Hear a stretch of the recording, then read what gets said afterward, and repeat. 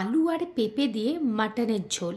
আমাদের বাঙালিদের এই আলু আর পেঁপে দিয়ে পাতলা পাতলা করে মাটনের ঝোলটা খেতে দারুণ লাগে, তাই না? আমারও ভীষণই ভালো লাগে। যদিও আমি মাটনের খুব একটা ভক্ত না, তবুও মাঝে মধ্যে অল্প স্বল্প টেস্ট করে থাকি। তো মাটনের ঝোলটা বানাবার জন্য আমি এদিকে পেঁয়াজ আর রসুন নিয়ে নিয়েছি। রসুনের মুখগুলো আগে অল্প অল্প করে কেটে নিয়েছি, তারপরে খোসাটা ছাড়িয়ে নিলাম। রসুনের মুখটা যদি আগে অল্প কেটে নেওয়া যায় না, তাহলে খুব সহজেই রসুনগুলো কিন্তু ছাড়িয়ে নেওয়া যায়। পেঁয়াজ আর রসুন ছাড়ানো কমপ্লিট হয়ে গেছে। এদিকে আমি নিয়ে নিয়েছি পেঁপে। এখানে আমি অর্ধেকটা পেঁপে ইউজ করছি, আর মাটনের ঝোলে পেঁপেটা খেতে খুব ভালো লাগে, সেই জন্য পেঁপেটা একটু বেশি করেই দিচ্ছি।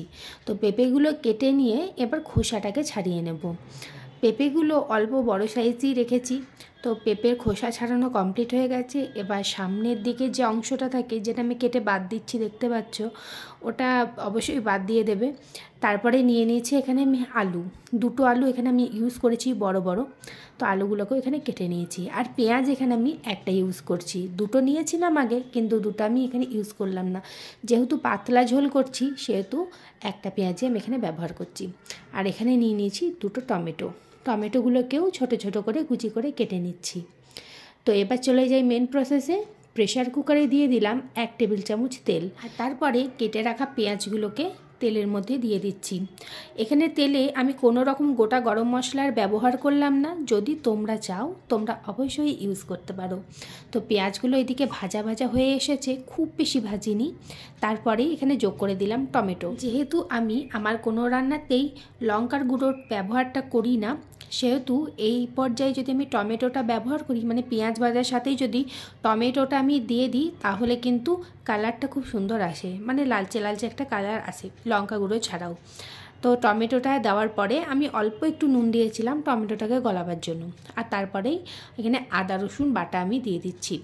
আদা রসুন বাটা, টমেটো সমস্ত কিছুটাকে ভালো করে একটু ভেজে নিয়েছি কিছুক্ষণ। তারপরে জিরে গুঁড়ো, ধনে গুঁড়ো, স্বাদ অনুযায়ী নুন, তারপরে দিয়ে দিলাম আমি এখানে দিয়ে দিলাম গুড়। তোমরা চাইলে চিনি এখানে দিতে পারো, যেহেতু আমাদের চিনির ইউজটা আর হয় না, সেহেতু আমি এখানে গুড় ব্যবহার করছি।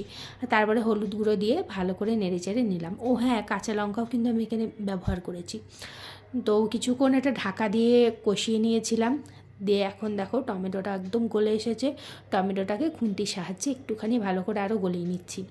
এবার ভালো করে মশলাটা মিশিয়ে নিয়ে আমি এখানে মাটনটা অ্যাড করে দিলাম। আমি এখানে 500 গ্রাম মাটন নিয়েছি। তো এবার মাটনটার সঙ্গে মশলাটা খুব ভালোভাবে মিশিয়ে নেব। মশলাটার সঙ্গে যখন মাটনটা আমি মিশিয়ে নিচ্ছিলাম, তখন গ্যাসের ফ্লেমটা কিন্তু মিডিয়াম ছিল। তারপরে গ্যাসের ফ্লেমটা আবার লো টু মিডিয়াম করে ঢাকা দিয়ে দিয়ে মাটনটাকে আমি প্রায় 15 মিনিট মতন ভালোভাবে রান্না করে নিয়েছিলাম। তো মাঝে মধ্যে ঢাকাটা খুলে খুন্তি দিয়ে একটু একটু করে নেড়েও নিয়েছি। তো এদিকে মাটনটা প্রায় কষে এসেছে। এখানে যে মাটনের চর্বিটা ছিল ওটা তুলে নিলাম, নাহলে আমি সিটি দেবো তো ওটা পুরোই গলে যাবে। তো এখন আমি ওই পেঁপে আর আলুটাকে ভেজে নিয়েছি, আর সেটাই আমি এখানে অ্যাড করে দিলাম। তো মাটনটার সঙ্গে পেঁপে, আলু আর মশলা সমস্ত কিছু ভালোভাবে কষিয়ে নিয়ে একটা কাঁচা লঙ্কা দিয়ে দিলাম, আর তারপরে আবারও ভালো করে এটাকে আমি মিশিয়ে নেব। এই প্রথম আমি ব্যাঙ্গালোরে আমাদের ওয়েস্ট বেঙ্গলের মতন এত সুন্দর মাটনটা পেয়েছি। নইলে এমনি অন্য টাইমে যে মাটনগুলো আনা হয়, সেগুলো প্রায় 8টা মতো আমাকে সিটি দিতে হয়। তো এই মাটনটা একদম আমাদের ওখানকার মতন। তো এটা খেতেও ভীষণ টেস্টি ছিল।